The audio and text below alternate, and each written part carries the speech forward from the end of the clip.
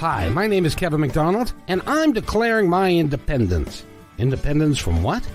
Why, negative thoughts and energy, of course. Chief among them, hate, division, and fear.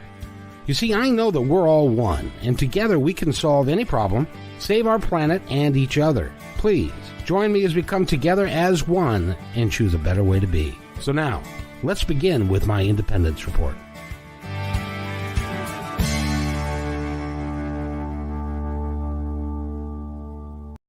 And welcome, everybody, to my Independence Report. And it's a great day to be here. It's a great day, actually. It's a great day to be anywhere, quite frankly. This day and age, you just don't know anymore. But we've got a great guest for you. He's been on the show before. And his name is Wayne D. McFarland. And he's an author. And he is an entrepreneur. And he does all kinds of cool stuff. And so we're going to talk to him for virtually the entire hour. Well, until he gets tired of talking to me and then hangs up. I'm good, and I have one question. Why is the icon on the screen software for me a duck? Come on, spell it. I mean, what is that? Well, hold on. I may be able to change that for you. A duck is good. I mean, I'm fine with that. How about that? That's good. Does it still say duck? It does, but that's okay. Ducks are forever. That's all right. Yeah. Well, on my side, it's got my logo that I've attached to it and stuff. So maybe. Yeah, that's nice. So in any event, how have you been? It's been a while since I talked to you. Yeah, I've been great. I'm doing a thing here in Colorado, and my partner and spouse and I are just coming off a 2-week period of love with the porcelain god. So my doctor says, "Hey, I got good news and bad news." I said, "Well, what is it?" He said, "Well, it's not COVID breakthrough, but there's a really bad flu being unleashed on the nation now because we exactly. Kevin, we're just missing the frogs and fire guy. We've pestilence and drought, and we're working on the rest of them, but." So we're just, pardon my cough, we're just coming on the downside from that, but could be worse. Could be, So you got the flu, and but it acts kind of similar to what COVID does then. Yeah, there's a series of like 13 symptoms. So my wife and I, instead of checking the lottery numbers, we're checking that every day. You having fever and chills? No. You? No. So yeah, it's just one of those things. But what they're saying is that since all of us, or some of us anyway, have been good about really observing the protocols, the flu dropped away to about 0. And now that people are getting out and about again, it's come back to say hello. I guess it's kind of normal. Yeah. It has indeed. As a matter of fact, I wanted to shout out to my associate producer. Her name is Kayla May, and she is down with a serious case of pregnancy and also either the flu or COVID or something like that. So we're not quite sure exactly what's going on with her yet. But, wow. But it's I tell you, with 28,000 people that have died in this country in the last year and a half, it's just ridiculous. Well, it's horrible. Now we're going through another surge, all of it preventable. It just makes you sick, really. It's just terrible. It really is. It's not a good thing. And do something nice for your neighbors. Do something nice for yourself. Get vaccinated. Thank you. Yes. Well, and Kevin, they're coming out now and saying, you might need a booster. And I say, I'm personal. Give it to me. Give me a couple. I'm fine with that. Well, you and I are not on you and I are on the downward side, and so we're in that high risk group that you have to be very careful about. Yeah, you really do. And it's heartbreaking now. You're seeing more and more and more stories and recordings of people who either have lost a family member, or one guy's doing Facebook stuff and live streams from the hospital, and he's fading fast. Didn't get a vaccine. It's just heartbreaking stuff. Really terrible. But, I don't know what you do about people and the misinformation out there and stuff. It's just unbelievable. I never would have expected this. And I read a lot of science fiction. So, but I wouldn't have guessed this one. If you would have, well, you're an author and you've written a book, Tales from the Day. I've read the book. I've actually voiced part of the book. And so I'm very familiar with your work. And so as an author, you probably wouldn't have even put this together because it's so outlandish.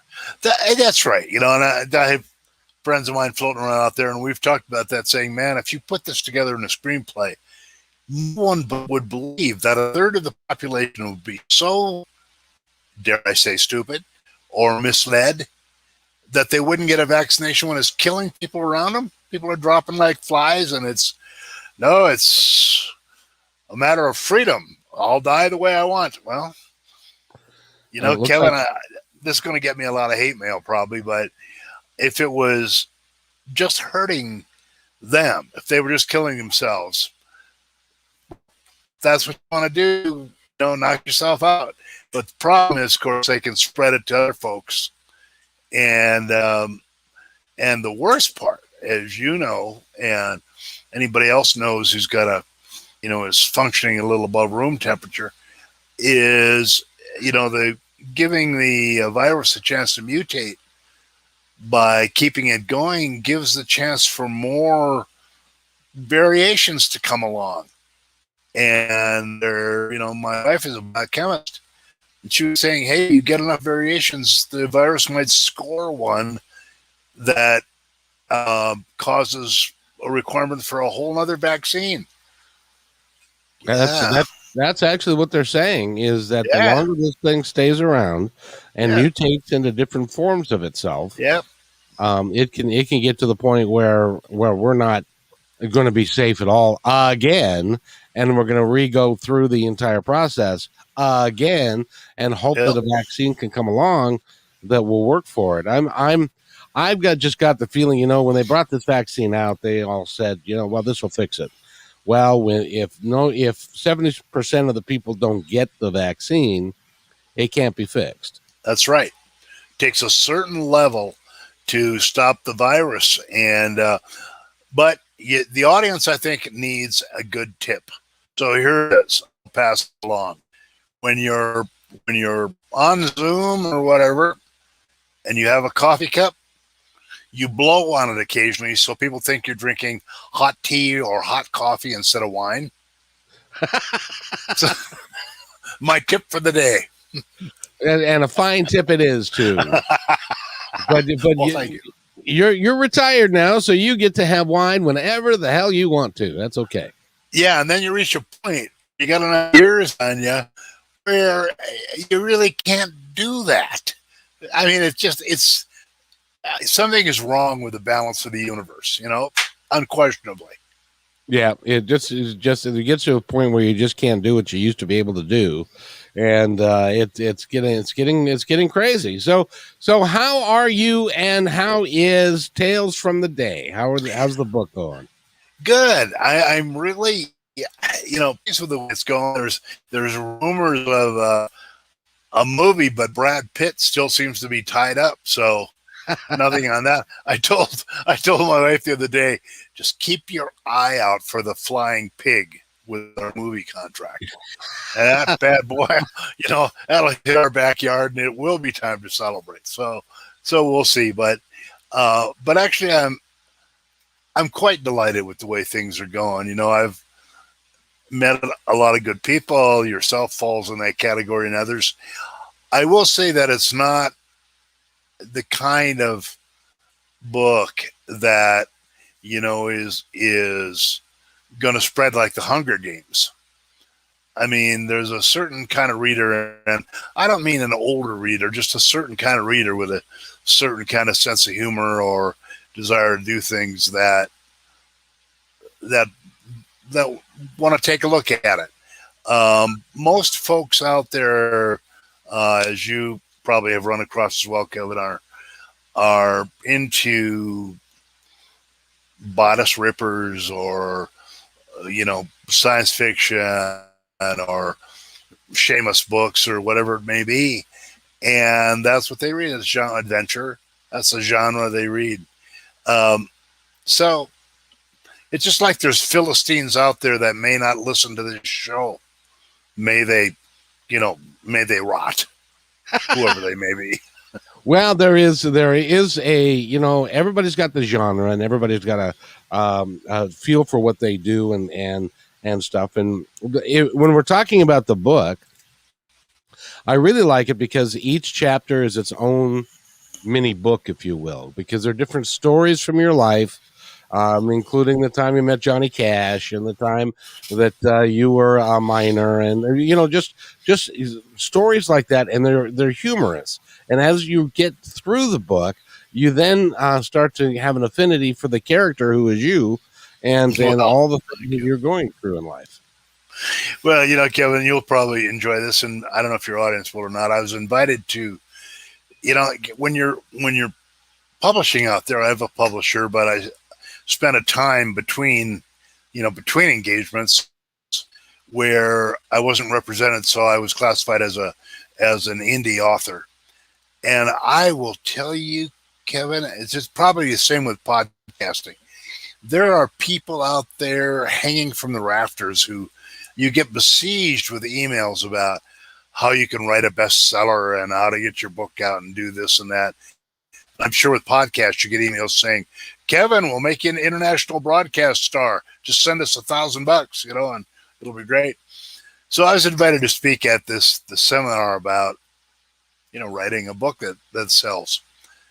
And I swear to you, if the audience had tomatoes, they would have been heaving them at me, because the main point of my talk was, look, there's no amount of chicanery or advertising or anything else that's going to sell your book. There's no amount of trickiness and advertising that's going to sell your book if your book sucks.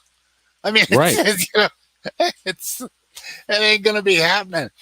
And nobody wanted to hear that. They wanted to hear that, if you just put enough money into it or advertising or find that little tweak on Google, you'll have a bestseller, the one you wrote about the death of rhododendrons in the United States or whatever your particular thing is.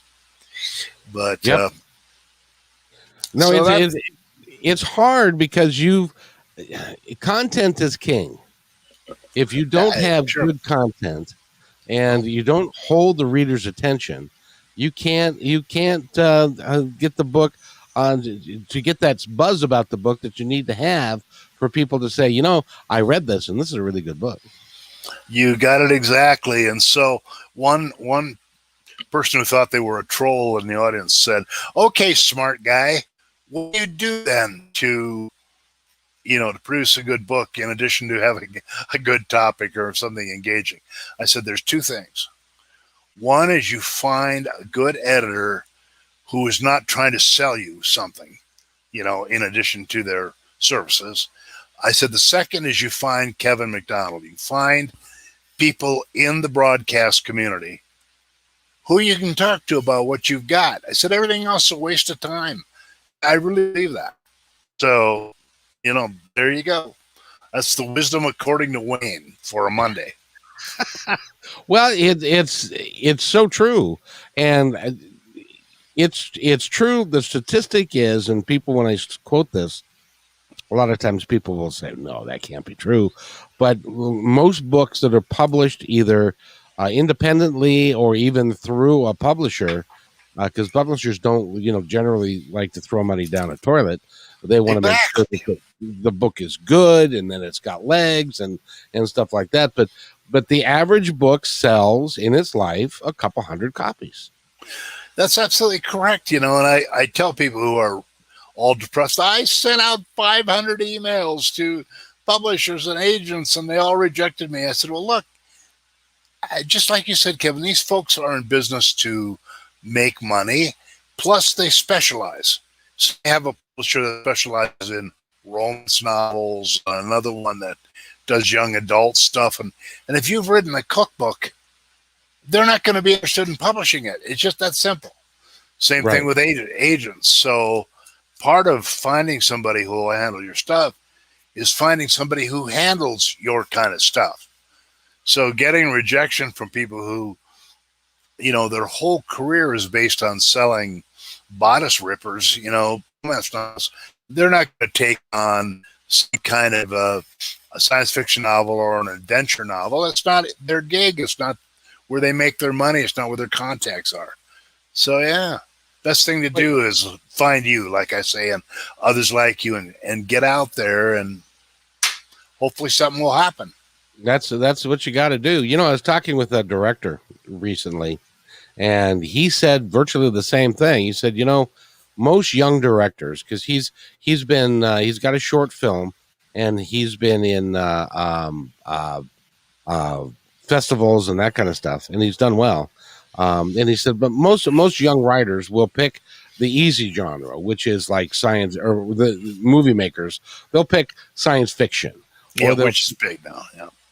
Yeah, and it's easier to do than, because you don't have to have a lot of skill as a director to put people in the right place and the right things, and the same thing applies to a book. It's easier to do a sensationalized thing than it is to do something that's a little deeper and has a lot of meaning to it.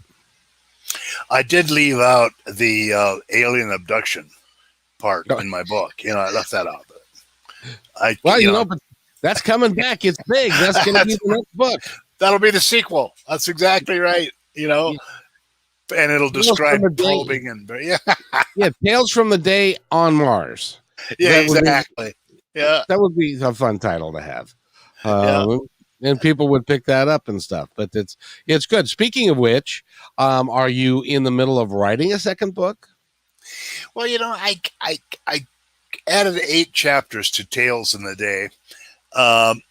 And then, one day I wrote a 9th, and I looked at it and I said, I'm reaching here, and you don't want to do that. So to answer your question, I'm kind of thinking about, I've always been attracted to historical novels, which are based on some kind of real event, but you have to kind of work the characters around it.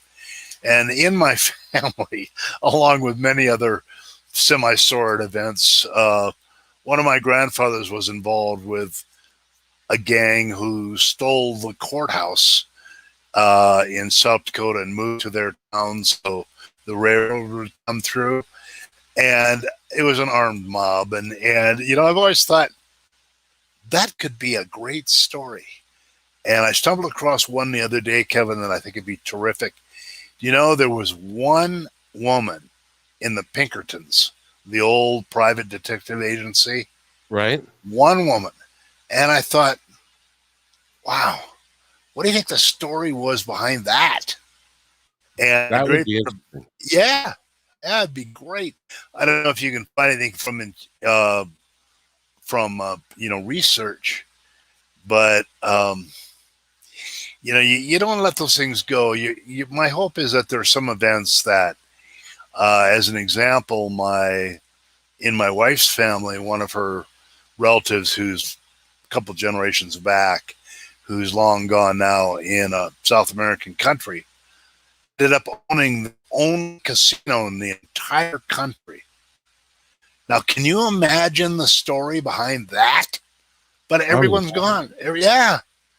Everyone's gone now. There's no way to find out the detail, but I've regaled her with made-up stories about South American mafia and stuff, all of which has me joining the dog to sleep at night. But but stuff like that I find really interesting, because the human condition is infinite, and most of it is pretty interesting, I think. Most people don't realize that, I think, in their own lives. But so to answer your question, I'm thinking about doing a historical novel, and I've always been kind of attracted to the Midwest and sort of the 1800-ish period. Maybe because it's gotten a little softer and lamplight due to the passage of time. I don't know. Well, what would be interesting is, because the Pinkertons I don't know if a lot of people know this, but Jesse James and Frank James and the Youngers were robbing trains and stagecoaches and stuff, and they kept on robbing from the train companies, and the train companies hired the Pinkertons. Yeah, they did. Had them on the train for a while. Yeah. So what you could do is you tie that one woman of the Pinkertons into the hunt for Yes. Jesse James and stuff. That would be very interesting, I would think. Oh, it'd be great. I didn't know that. And the Pinkertons also chased Butch Cassidy and the Sundance Kid all over the Southwest for quite a while. So yeah, they've got quite a story. Plus, they protected Abraham Lincoln prior to going to the theater during portions of the war. And yeah, they're quite an interesting bunch. And I didn't know that. That's a great idea. And if I end up writing that and hunkering down in the studio for 16 hours a day, I'll blame you. That's perfectly fine. I can't write a lick. And I can talk a little bit, but I can't, when I interview musicians and interview authors and stuff, can't write, can't sing, can't dance, can't play a musician or play a musical instrument, but I can talk to people who do. And because you guys are just you're so interesting to me, how you can make a story come off the page and to be entertaining and full of life, and it's the way that you do it. Well, thank you. And I've always been fascinated in my part with people who can pull stuff out of various folks. I've seen some interviews where the interviewer will go, "Oh, so you've written a book?" And the author goes, "Yes."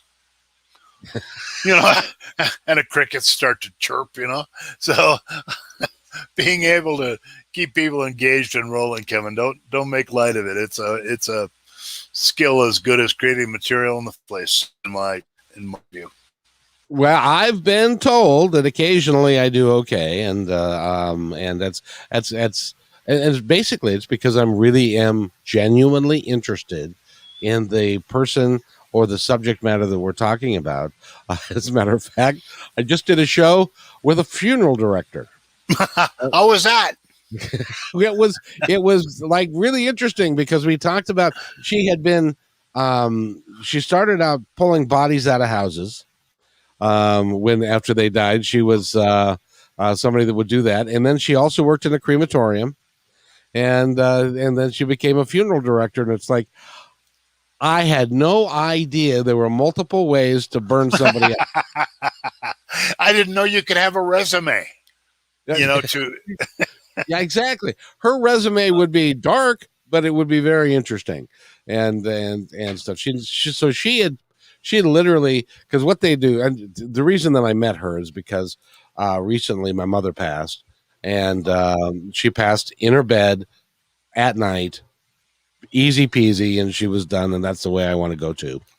And yeah, so it was real easy. But the gal that I talked to that was a funeral director, this is her, and her name is Holly, and she was just really interesting. And then I found out that she started out, I guess the bottom of the barrel is when, not the barrel, but when the bottom of the chain of command, if you will, are the people who go and get bodies and put them on a gurney and take them to the freezer or to wherever they take them and stuff. And so she did over 300 of those. Can you imagine?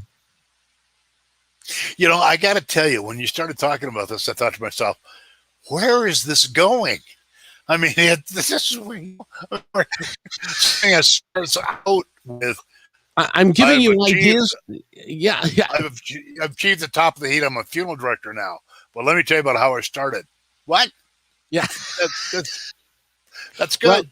Well, see, now that's another. I'm giving you ideas for books. That's a good one, actually. So and the other one was, we were at my mom's house and it was 10 o'clock at night, and these folks came and they took my mom. And then there's paperwork we had to do, and I asked him. I said, So are you guys done for the night now? And he said, oh no, we're just getting started. And so I thought to myself, I had no idea that there was a graveyard shift at the graveyard. Kevin, don't take this wrong, but do people ever pull up and say, Kevin, are you all right? All the time. Oh, yeah, happens to me every day. Yep. All the time. People go, are you normal? No. I have these weird thoughts that just pop in, and that was one of them. And to her credit, she said, I get told lots of things. I've never heard that one before. So, at least it's unique. You have to give me that.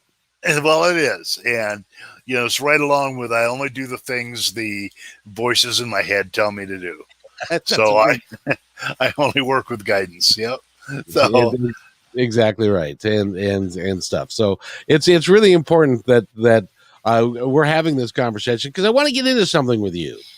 And that is because you're an author and you've been working a lot with character development and how that all works to put the characters together to build these three-dimensional people that are on a page that jump out at you. How do you do that? I've tried. I can't. I can. That's a really great question, and I get asked that more than occasionally. And this is another thing where tomatoes start coming my way. But there is formulaic stuff. There's actually software out there, screenwriting software and other stuff that actually, Kevin, is pretty damn good. I've reviewed some of it, and some of it sucks, of course, but that's true part of life. But some of it's very good. It talks about how you develop a character and the kind of nuances you put in to give people an idea. The guy was bald and wearing suspenders, stuff like that. So you can kind of visualize what you got going on.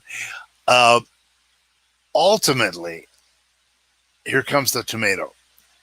It's like what you do, and I think like a good artist does, is that you can get a lot of training and you can get technically pretty damn good at it. But ultimately, if you haven't got that thing that makes you ask the right question, or do the right description in the middle of the podcast, or an author give just the right tweak to a character, I don't know what that thing is. I claim credit for it. I think there's a certain circuit that you got to have, but it's only activated by doing it. Ray Bradbury said, and if anybody in the audience even knows who that is now, that he was no good as an author until he wrote at least 1 million words.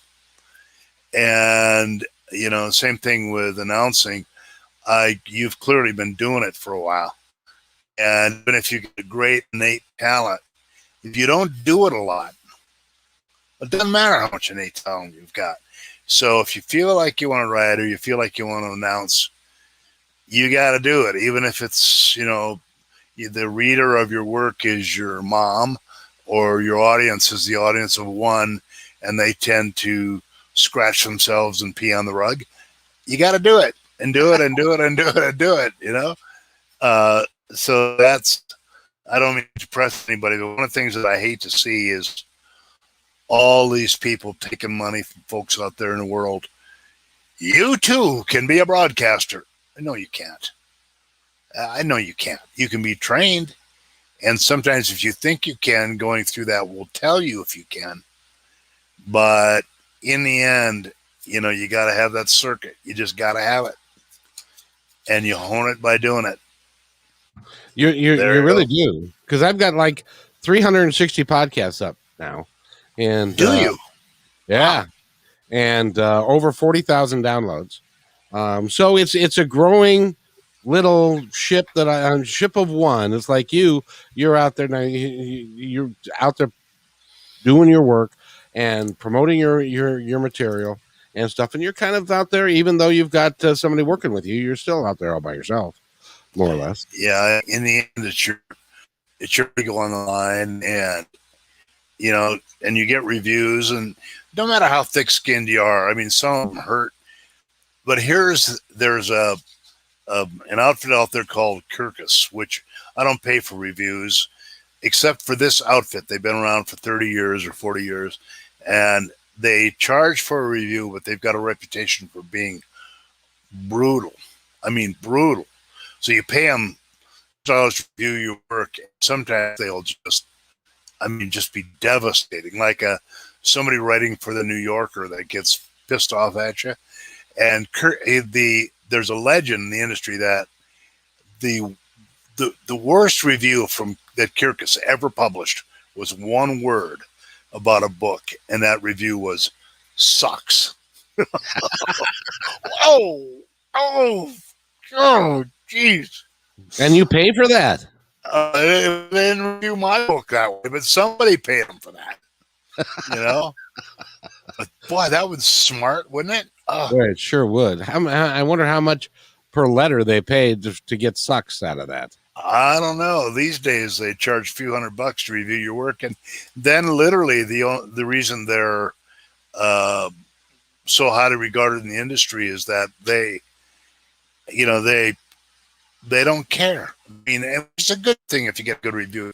Fortunately, I got an okay review. I think it's good, but they just take no prisoners. You read the reviews, and whoo, some of them are tough. So I figured if I'm going to pay for a review, I'll go with them, and I did. But otherwise,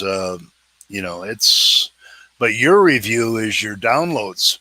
30,000 downloads, Kevin? Are you really? God damn, old son. That's pretty good.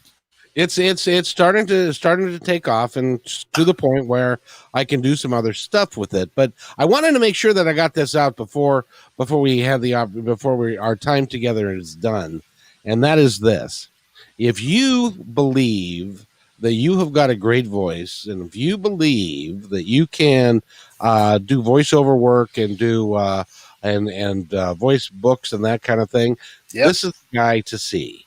Because he is very good at steering you in the right direction, and that doesn't take a lot of crap, and tells you how it is, how you can make it better, how to make it work for you. And he is a terrific mentor. I've turned him on to a couple of guys, one of which was Eric Hall, who got in contact with you, and you worked with him for a bit. And stuff, and you're not done. He's not done with you yet either, by the way. I talked to him about you lately, and he's going to come back for more. But if you really are interested in doing that, I highly suggest that you get in touch with Wayne McFarland, and he's an author, and he's a real good guy, and he's a good mentor too. So I appreciate that. Well, thank you. Thank you. I was really, when I got your stuff in to start with, one thing I will have to say about you, we don't suffer, I don't want to be cruel to people or not tell people, but when we first got together and I got your stuff and you told me your background was basically you were just starting in this, I was flummoxed, really. I thought, geez, this is really good. And, there's people out there who've been doing this stuff for a long time who are really bad, and that's just how it goes. Well, thank you for that. And I think that one of the great things about what's going on now with podcasts and all the stuff going on, including self-publishing, which occasionally uncovers a real diamond in the gravel pile, is that it gives people a place to give it a shot. And most people don't do anything with it, but every once in a while there's a you, or hopefully a me, which I think is just great. Well, I'll wait to hear from your friend again. Poor guy. I felt kind of bad about some of the stuff I had to tell him, but, I think he's going to end up being good. Well, but you see, you can't get good if somebody's blowing smoke up your ass, if you know what I mean. Oh, I know what you mean. Yes. It has to be a real conversation, a real exchange. If somebody really wants to get better at what they're doing. That's it. and you don't what's the expression? You don't suffer fools lightly. And that's so, it. so if he's going to, if you have a desire to write, if you have a desire to be creative, this guy is a great guy, a great resource to go to, because he'll tell you how it is. But not only that, he'll tell you how you can fix it if you choose to. Well, thank you, Kevin. And plus the fact that another thing that I really hate to see is people who are, by hook or crook, sometimes luck, sometimes not, are sort of known out there who are just cruel. They're just trolls, And if you're a good writer or a smooth talker, you can be cruel to people. I mean, cruelty is easy. Yep. Decency is hard. But part of it is just being candid and telling people, where it's at. And see, I was right about you. So there you go. You were. Yeah. How so? Well, 40,000 downloads later. Yeah, I think I was right. So, and counting. So it's, yeah. Fantastic. And I just enjoy the hell out of it. And it's real, since the last time we met, since the last time we met, I got to tell you this story real quick, because you and I got together pretty early on. Yep. And I had only at that time, I had like 6 or 7 thousand downloads in total of everything. I wasn't doing video yet. I wasn't doing YouTube or any of that. And so I bought a mobile home in a 55 plus community, because that's where I wanted to retire and I could afford it. And I was moving into the thing. I was still working full time, driving a bus for Metro at the time. I don't know if you remember. That's what I did. I remember. And so I was moving a lamp into my house, and I fell and tore my rotator cuff. Wow. On my right side, tore 2 of the 4 tendons completely off the bone. I look like a bone-in rib. You see how the bone that's sticking out there, and so I had to have surgery on that. And then while I was healing from that, I was babysitting my son's 8-week-old puppy, and he got caught in my legs, and I fell over and tore my bicep tendon on the other side, and I had to have that surgically repaired. And of course, I couldn't get up, and so I was lying there, and it was like, "Help me! I'm falling, and I can't get up." And so the ambulance had to come and take me away and stuff. But that allowed me to retire, and be able to do with this full time. So like I'm doing 5 or 6 or 7 of these a week, and I just love doing it. Well, good for you, man. Really, that's good news. I was wondering how you were doing that. That's fantastic. And is this a point where I can put in a shameless plug? Anytime you choose to, sir. And if anybody wants to get in contact with me, it's WayneMcFarland.com. www.WayneMcFarland.com. I'll be delighted to answer anything you send. If you want to get a copy of my book, it's Amazon.com, because Jeff Bezos needs the money. So you just type in Tales from the Day and my name, Wayne McFarland, and it'll pull it right up. There's one other book that I wrote, I think, since we first talked. I honestly, I don't remember. It's a short little thing called "You're an Author, Don't Get Hustled." And that's cool. Yeah, and it talks about all the scams I ran into during the short period of time when I was considered an indie author, and they are legion. So I wrote it up, and it just says, here's how to get out there without getting, hammered or fleeced or, beat up. And because the stuff I just thought, it was just terrible. People out there making all these promises and so many people, as you know, Kevin, people want to be podcasters or authors, and it's their heart's desire, and people monetize that and just beat the hell out of them. It's really sad to see. And, so that's out there as well. Well, it's I get the same thing that you get as an author. I get as a podcaster Oh, because I'm sure you do. on my Facebook page and on my email and all of that, it's like, come on, we can teach you how to make $1 million with a podcast. Yeah. And it's like, the reality is, and this is for anybody that wants to start a podcast.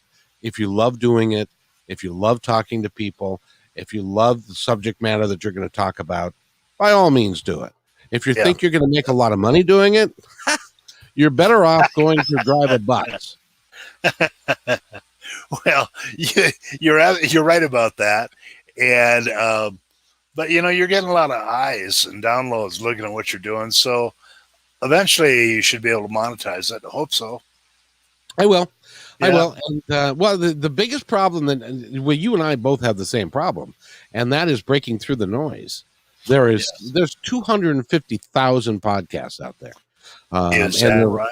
Yeah, actually, in total there are 2 million, but the active podcasts like mine that have got more than 100 episodes are probably 200,000. But that's still, you know how long it takes you to go through the computer to find 200,000? Oh, forever. Yeah. And so it's, content is king but also getting in the right position. So so I've got to hire the right people that can get I'm terrible at social media. How are you? Well, I got really exposed to it when we had our software company. You and I've talked about that at one time. But anymore, it's like the arcane arts. I mean, it's like the black arts. And, one thing bad, let's put it that way. You've got to be a day at it because it changes so fast. And the algorithms, anybody who says they can, boost you up to a high, search return and whatever, they're just lying. Because a lot of those folks, I can tell you for sure, that promise they can really get you out on social media and so forth. They basically spam the social media outfits, including the search engines. You'll get banned. You get blacklisted. So you pay somebody tons of money. But I digress. But there are actually good outfits out there, but I couldn't do it other than doing it like you're doing it, getting out there and getting legitimate reviews. And it takes a long time, though, as you know, Kevin. It takes a while. Oh, I got nothing but time. I figure that what the heck. The plus for me, the diamond is I get to talk to people like you. And, and that's very kind of you. Well, but you're out there doing the same thing and that I'm trying to do, and it works. And you're a very talented man. You've done a lot of things. You had that software company, and you did that for a long time, and made a little bit of coin doing that, and which has allowed you to be able to do what you want to do. And that's it. I can't think of anything in life that's better than that. Nope, that really pretty much gets it. Even if what you want to do is, collect 1,000 varieties of arachnids or whatever your thing is, it's you're absolutely right, Kevin. That's nothing like it.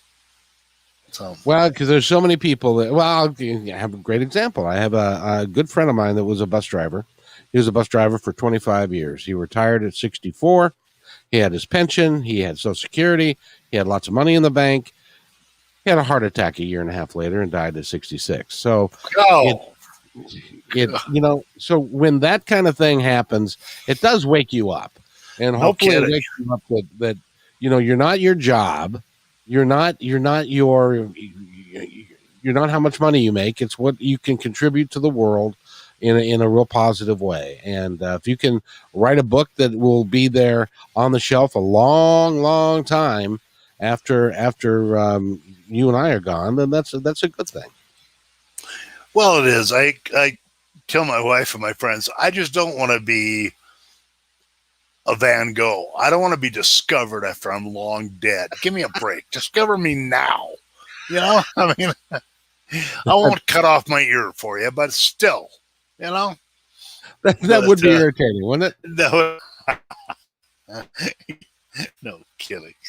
Uh, so so anyway, yeah, you're right. It's been great. And my feeling is that if what you're doing has some value, like what you're doing, clearly it's got traction. And if what you put out there has some resonance to it, like in my case, I hope that people read it and kind of go, oh, man, I thought I screwed the pooch, but look at this, what this guy did. It was much worse. My feeling is that kind of stuff has legs in the sense that the human condition, I don't care what they say about the internet and all the rest of us. I'm a tech guy, but the human condition hasn't changed a bit in hundreds of years. We're still, doing the Shakespearean thing, drinking wine, chasing Petruchio and falling down in the gutter. The things haven't changed really. So, they really haven't. Our technology is better, but that doesn't mean that. Medicine's better too. Speaking of which, how are you doing? Good. I'm pretty much healed. I can't do everything that I used to, and driving a bus for 10 hours a day, using my arms and stuff, I can't do that anymore. So it's, but you see, some people would say some people would say that, you're on disability, you had to retire and you have to live within your means and stuff. Well, you know what though? I get to do what I choose to do when I choose to do it. And I'm young enough that I can feel good enough to be able to do that. So, yeah, absolutely, Kevin. Plus the fact of what is living within your means really, what does it really mean? I mean, how many cars can you drive?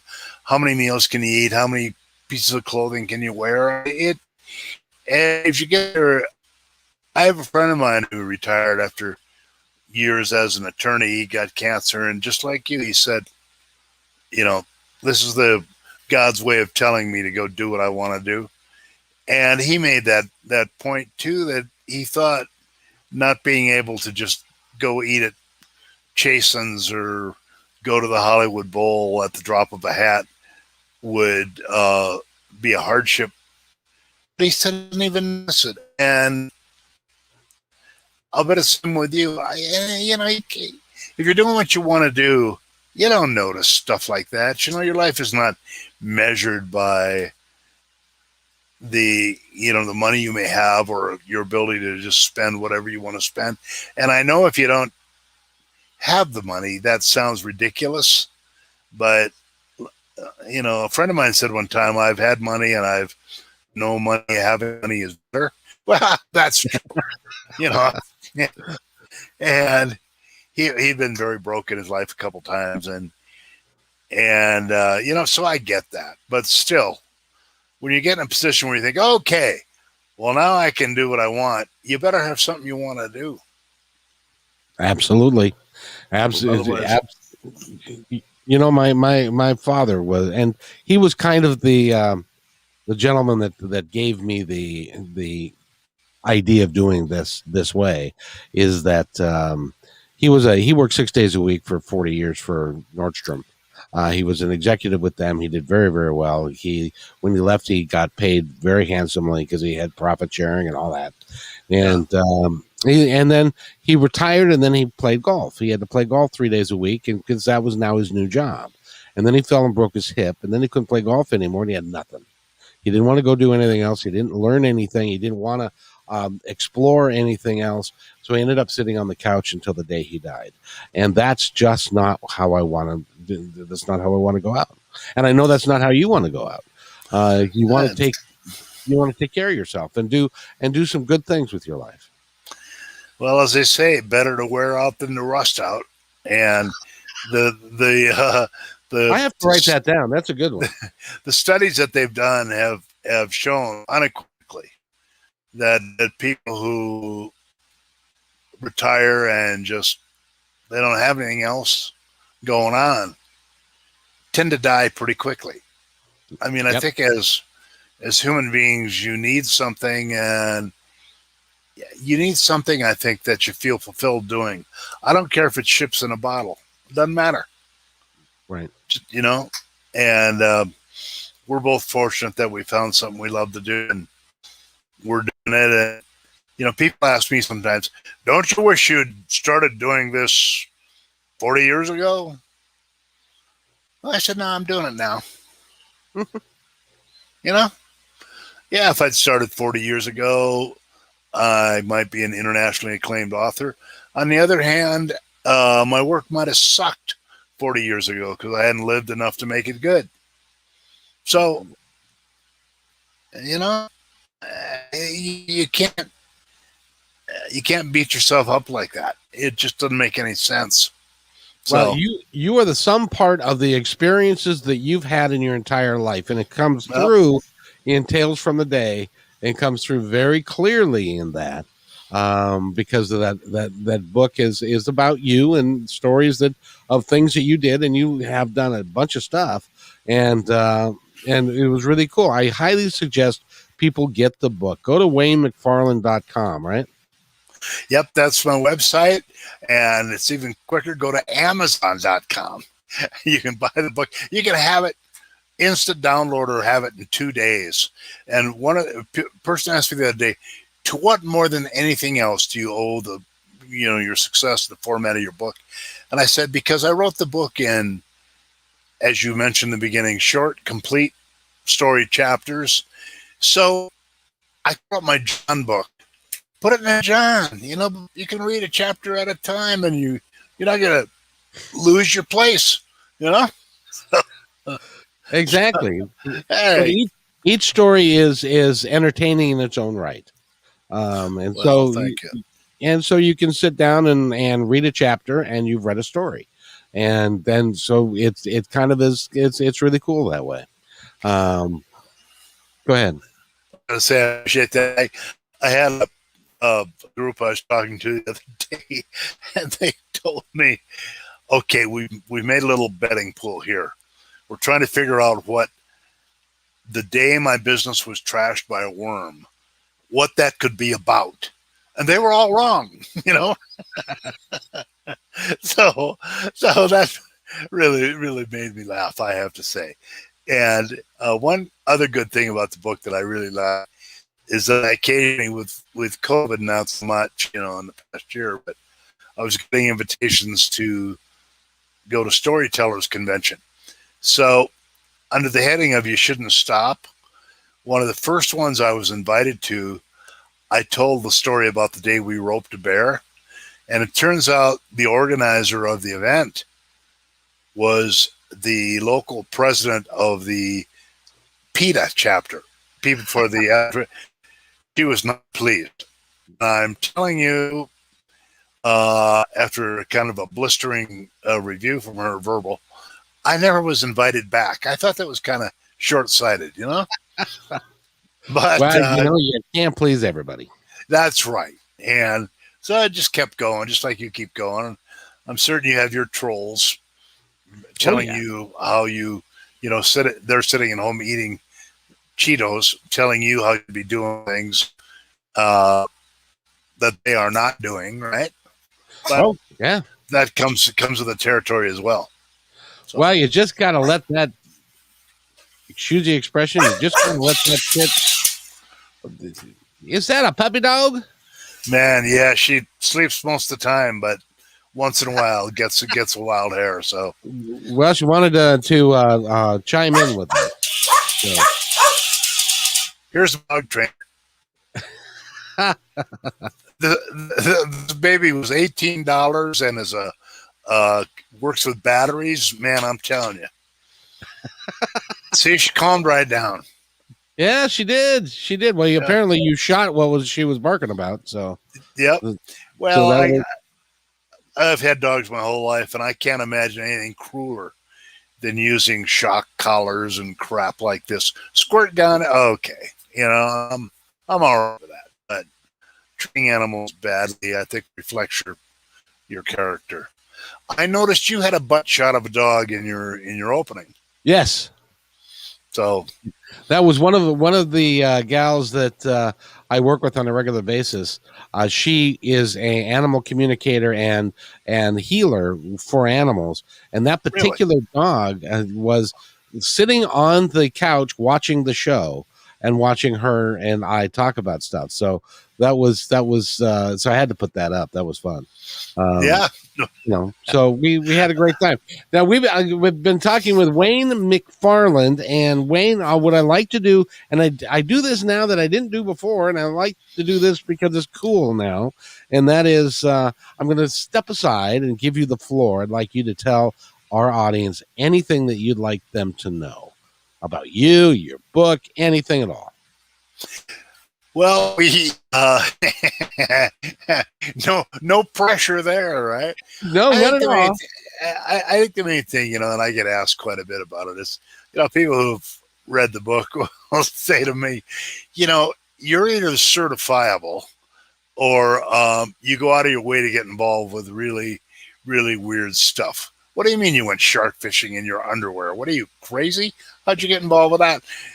And I think if I had any advice to give anyone, that's why I put in the book, all the stuff happened under the heading of oops, is, the difference between, I'm going to go to an aside and tell you about a study that was done by some group at Harvard. And they interviewed, I don't know, a few hundred people over the age of 80. And and they found that every single person, when pressed about what their regrets were, did not say anything about regrets over what they'd done, but they all had regrets about what they did not do. And so I guess more than anything else, what I tell people is, in retrospect, it's been a hell of a lot of fun and not over yet.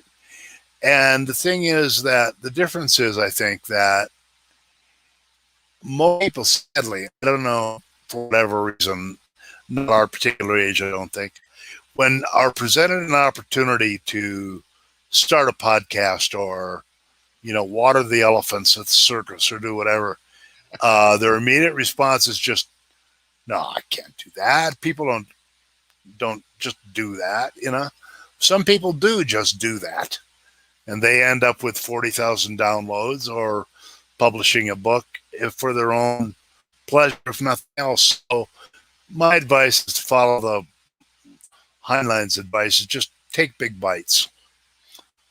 Don't pass anything up, and understand that most stuff you get involved with is not going to turn out anywhere near like how you thought it would turn out. And most times at the time, things seem to have turned out badly. Like the day we lost 10 at the Hollywood Sun, but it turned to be a huge career advancement, if you can believe that. And as a pundit said, today's catastrophe is tomorrow's great story. So just go for it and don't hold back. What could possibly go wrong? That is extraordinarily sound advice. And I want to thank you for that, because that's why I enjoy having people like you on, so that other people that may be on the fence about, well, do I take this class? Do I learn how to write the book? I got this idea. I don't know how to do it. Just friggin' do it. And you'll figure it out. Yep. And understand the odds are that, the machine that you're trying to invent to be a transponder might burn your house down. But Jesus, you'll have a great chapter in a book someday, Really. Exactly. And the other piece of advice I'd have is, do not focus on the outcome. Focus on the journey. Bravo. Yep. Exactly. Exactly. Because there, take care of itself. Yep. There are a couple of times in the middle of a big disaster, the Hollywood sign thing I told you about, or some other stuff, where I just sit and look around and say, I can't believe we're here doing this. Of course, it's totally up in a catastrophe. Even so, So yeah, you're right. Yeah, and it, at the time you thought it was a catastrophe, but you still got paid. So there. That's it. Usually, not always. Usually. And anyway, we've been talking with Wayne McFarland. He's an author. Go to WayneMcFarland.com. Get his book, Tales from the Day. great book. It's a fine read, and you'll enjoy it greatly. And Wayne, I want to thank you for coming on the show today. Thank you, Kevin. It was great talking with you again. Absolutely. And by the way, like I said, if you are interested in learning how to do voiceovers, learning how to write, he's a great resource for you. And he is very generous with his time, and he doesn't charge more than a couple $1,000s an hour. So you're good. Don't start.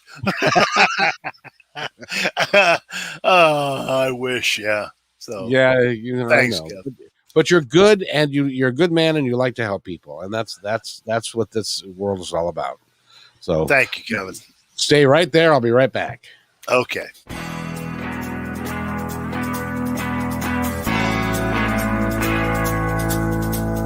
Hey, and thanks for listening to this episode all the way to the end. Hey, pretty cool.